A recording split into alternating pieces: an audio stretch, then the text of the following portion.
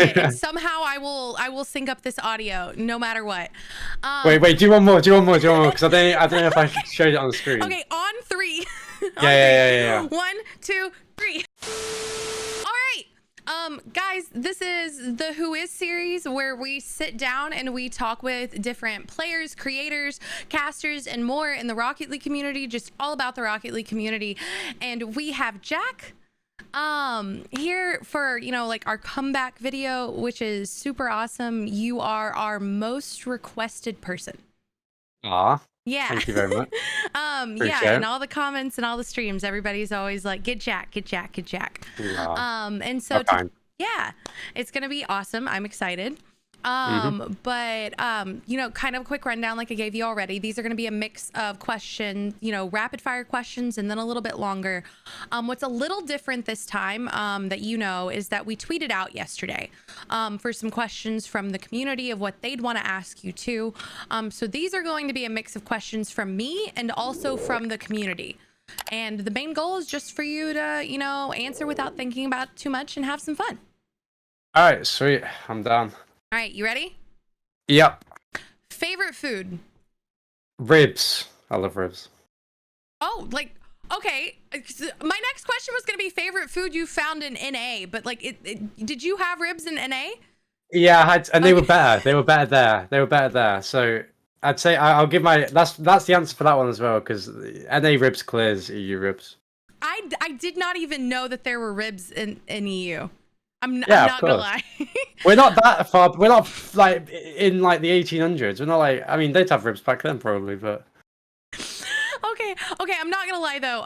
From every time I lived in London for a little bit, and also like every time I visited, unfortunately, my favorite food that I've ever had in the UK, is not UK food. It's Indian food.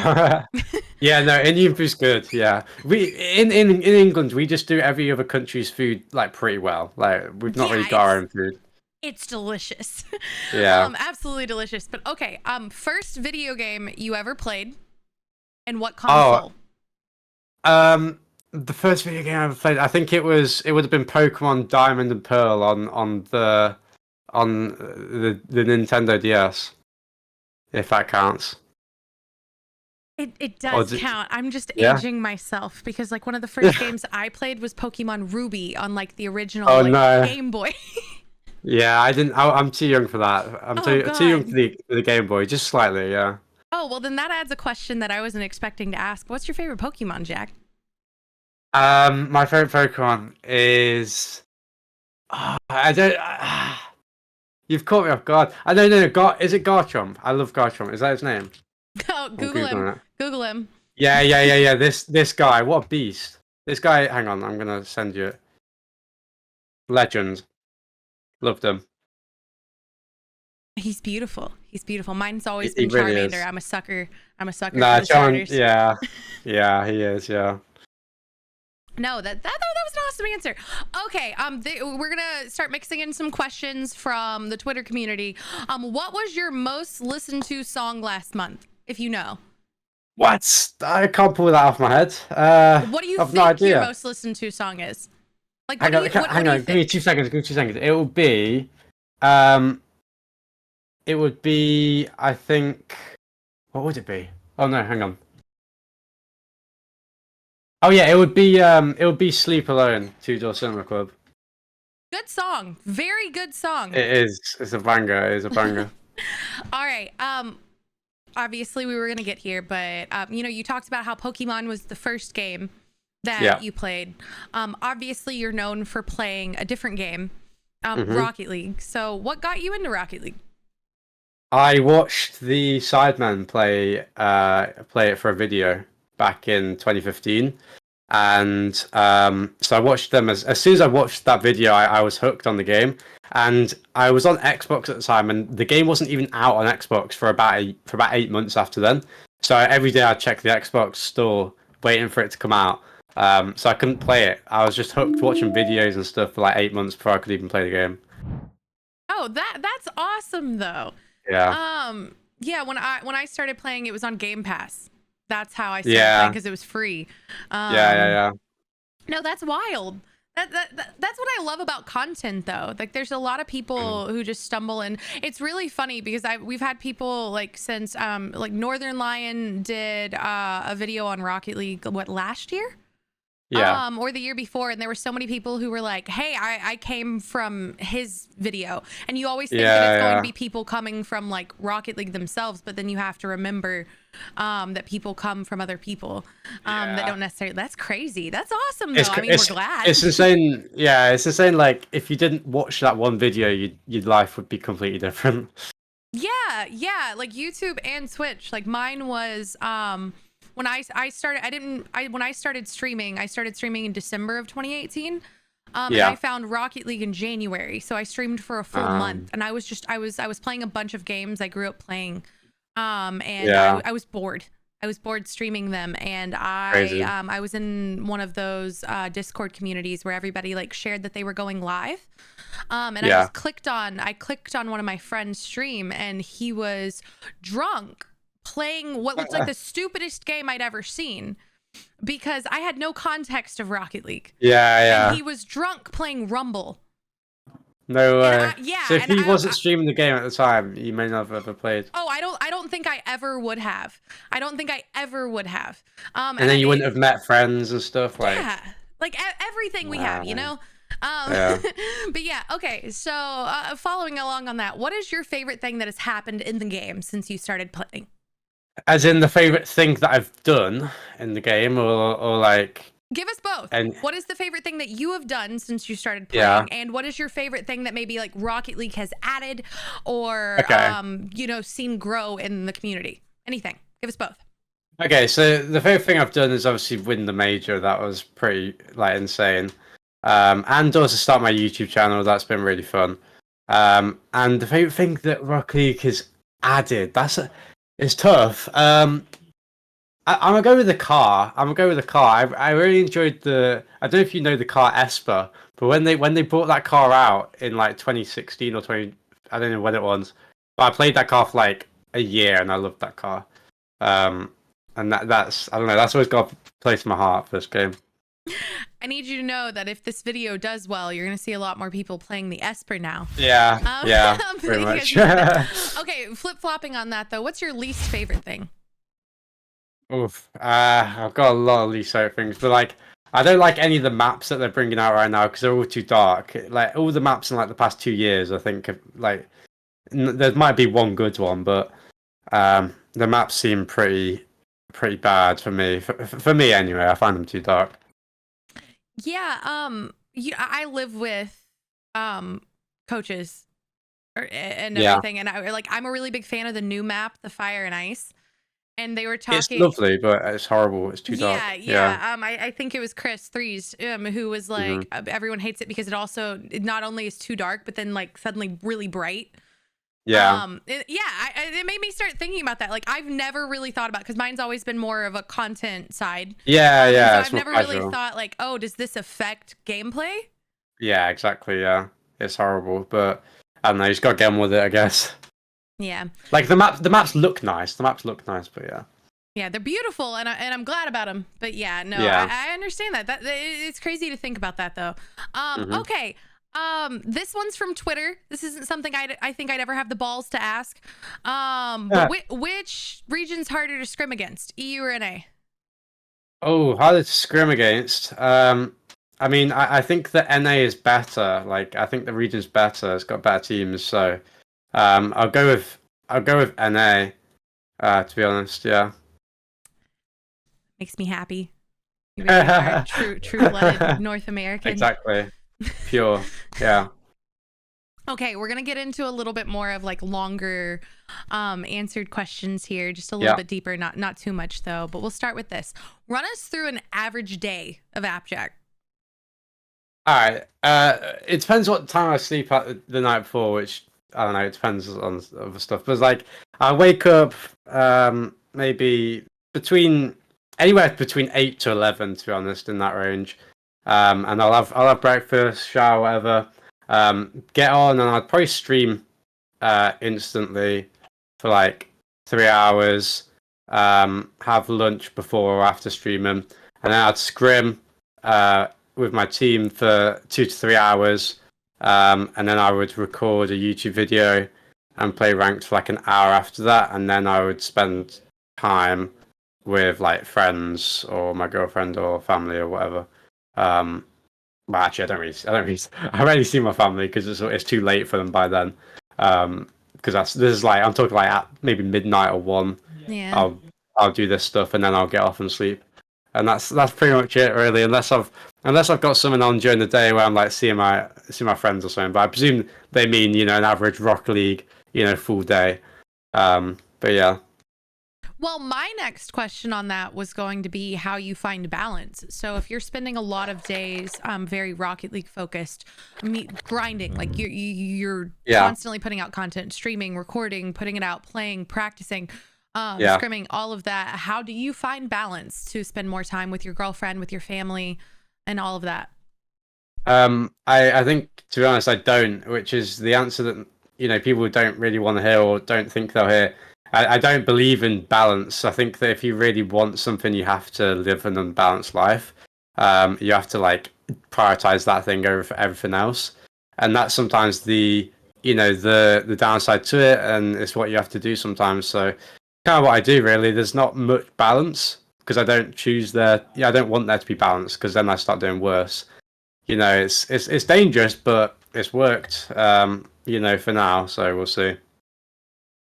I like that answer. I've always been more on that side of things. Yeah. You definitely get to a point where you have to be like, hey, I'm gonna step away for a second. Like, of course, you're home for the holidays right now. And all of that. But I've always been along that line too. So it's really nice to have someone be honest. You know what I mean? I feel like a lot of people try to be like, you have to have all of this perfectly. And you have to split it, and you can't. Yeah, you can't. You really can't. It's unrealistic. Yeah. All right. Okay. So the question that I think you get asked a million times, sorry, but I am throwing in some from the community. What made you move to NA? What made you want to move to NA? So the main thing is the team. I always prioritize the team over anything else. If you can talk about contracts is important, your salary is important, what you're getting is important, the org is important, but the main thing is the team. If you've got a good team, you're going to be happy. If you've got a bad team, it doesn't matter. All the other good things you have, they become bad. So it doesn't matter. It's all about the team. So first off, me and Nolly we decided on teaming. We didn't know who the third was going to be, but we decided to go as a pair and look for different thirds. And it was simple as Chronic was our main option. And we also had the backing of Gen.G. They contacted me. So I knew I could get them, and they wanted me over in NA.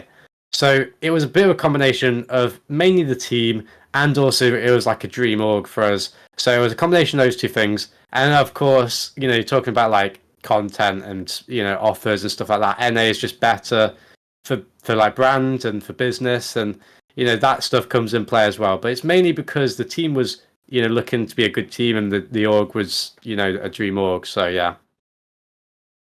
No, and we're all really, fortunate for it.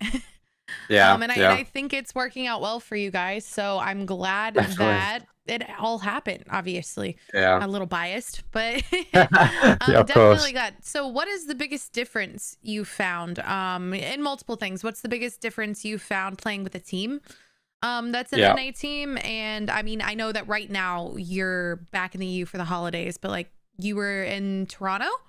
I was, yeah. Yeah, you were in Toronto for a while. So what is also the biggest difference you found like living in A? So, I mean, it's going back to the balance thing. Really, when I was in Toronto, it's like I wasn't really living there because my day was literally just playing Rocket League for, getting to the facility because we were playing at a facility, not from our homes, getting to the facility at 10 a.m., going back at 2 a.m., sleep and do the same thing. That was literally my day. So I didn't really see Toronto, and I did that for like 2.5 months. It was crazy, but it paid off. So I can't really say how Toronto was, but playing with an NA team, it's not that it's an NA team that makes a difference. It's just the team in general, like these players and the coach and the backing we have. It's just perfect, really. Like everyone's on the same page and everyone's open and honest to each other. There's a lot of talking and everyone's just really nice and kind, and it's fun. Those are the only differences, yeah. Yeah. Well, glad you're enjoying it. Hope it keeps going amazing. You played tennis growing up I competitively, did. right? Yeah. What was that like? And what was that like transitioning it over to something like Rocket League? Yeah, so I played competitively I played tennis from the age of just before I turned 7, and I quit when I was 17, I think. So about 10 years. And I was obviously playing competitively, going to tournaments, and it was easy to transition to Rocket League. The only reason it was easy was because I started to enjoy the sport less and less because I was picking up injuries. And this was at the same time that COVID started happening and lockdown happened. So I had loads of injuries, which was making me not enjoy the sport. And then I also didn't like, I couldn't play because of COVID, right? So the transition was easy. It's different because there's less respect in esports between players because it's all online. And that was Yeah. the hardest thing to me. It was just getting used to everyone having a huge ego, getting used to everyone, trash talking a little bit and just being slightly strange and unprofessional. Whereas all the players I was playing against, most of them were professional. Most of them didn't really have much of an ego. Everyone was nice to each other. It was very respectful. So that was the only difference really that I had to get used to. But everything else is quite transferable. Yeah. That I wasn't gonna ask this, but like it just made me think about it because I've spent the last couple years living with coaches and former pro players, and like all my Yeah. roommates and my friends and things like that, and I hear them talk about this a lot because it's always the conversation of when is esports going to be taken as seriously as competitive sports, Yeah. and things like that. And that's something I think you're the first person I've ever seen like say it publicly. Like I've heard a lot of people say it behind closed doors.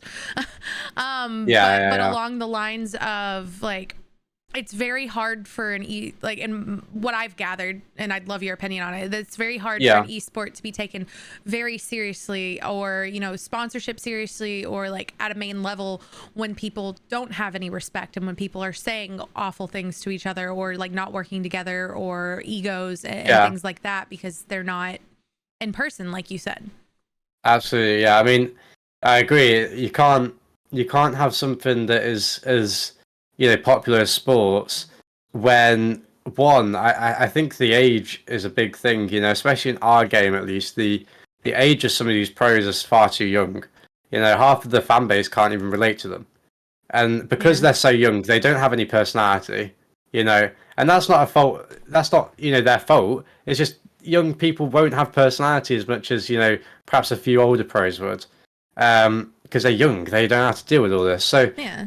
that's one thing. The other thing, the respect, I think, is a big thing.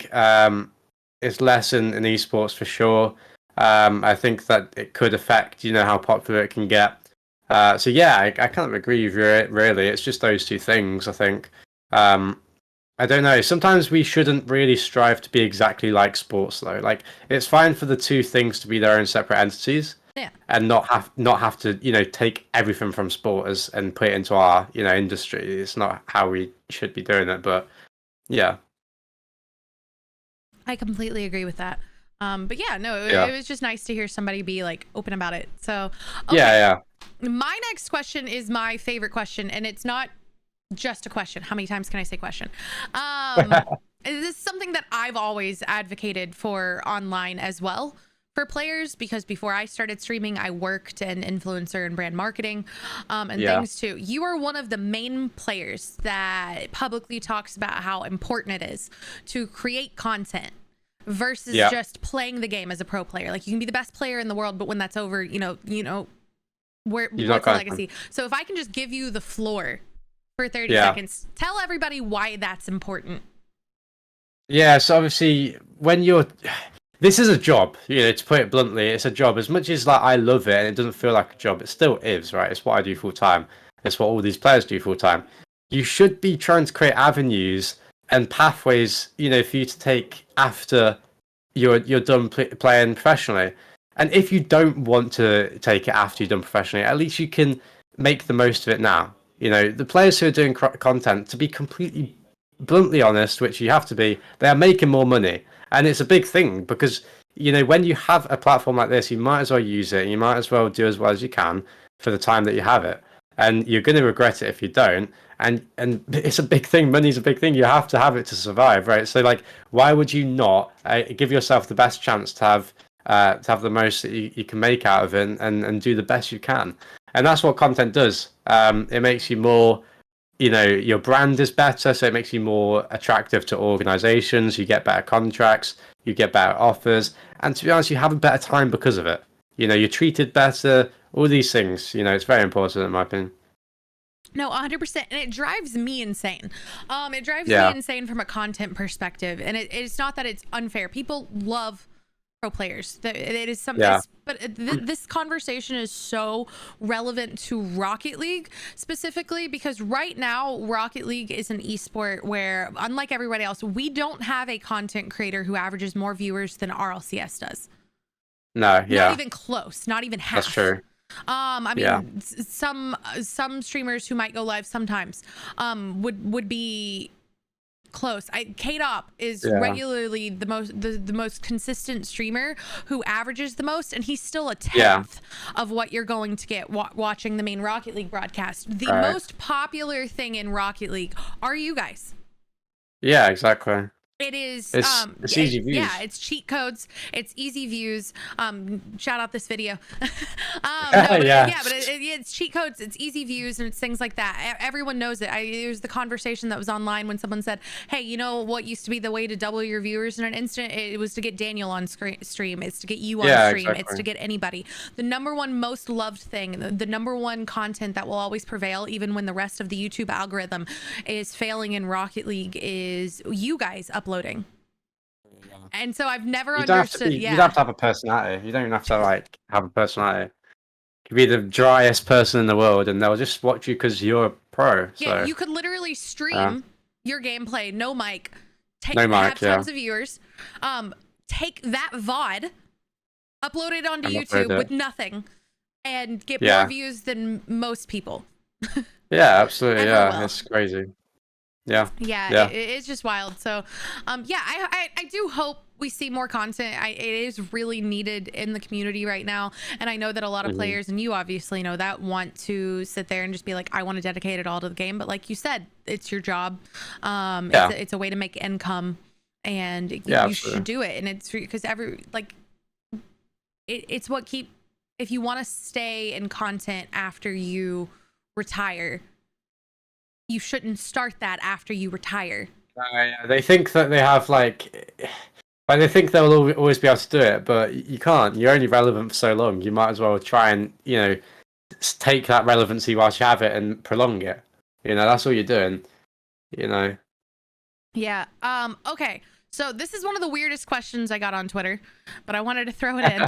If you were cursed with either, which would you pick? Feet for hands or hands for feet? Feet for hands or hands for feet? Hands for feet. I think feet for hands would be. Oh no, that you can't have that. I'll take hands for feet. I think that you could. I think that they could do similar stuff. Yeah, someone responded to this. It was just like, obviously hands for feet because of opposable thumbs. Yeah. Like, I'd say that they're doing the right job, whereas feet for hands, they're too small. Like the toes are too small for fingers. You can't grab things. It's just not practical, really. With your toes. Exactly. All right. It's not happening. Everyone's asking this question. I'm gonna ask it, and we'll see what your answer is. One eternity later. How does it feel to be the best player in the world right now? Well, obviously it's an opinion. Who knows if I think that? But obviously I'm definitely up there. Technically, you are the RLCS MVP from the most recent major. Okay. No, it feels good. It feels good then. If I have to answer the question, it feels good. But I'm the type of person that, it sounds sad, right? But nothing will ever feel amazing for me until probably when I'm done in a few years' time and I look back on it. Because right now I'm it feels great, but I want to do it again. So I'm never satisfied. And yeah, it's quite like it could be a bad thing, but it's what drives me. It's what keeps me going. It's what like progresses me. So it feels great. It felt great to win in the moment, but it didn't feel as good as I thought it would. And it's not. It's also not the be all and the end all. There's other more important things in life, right? Like it's great. Don't get me wrong, but there's other things too to like what I do. It's not like I'm not going to get a huge ego from it just from being the best for like 3 months. It doesn't mean anything, and it's definitely not going to mean anything in 10 years. You know what I mean? Yeah. But it's still fantastic. Of course, I worked hard, so yeah. Yeah, and you deserve it. You deserve it.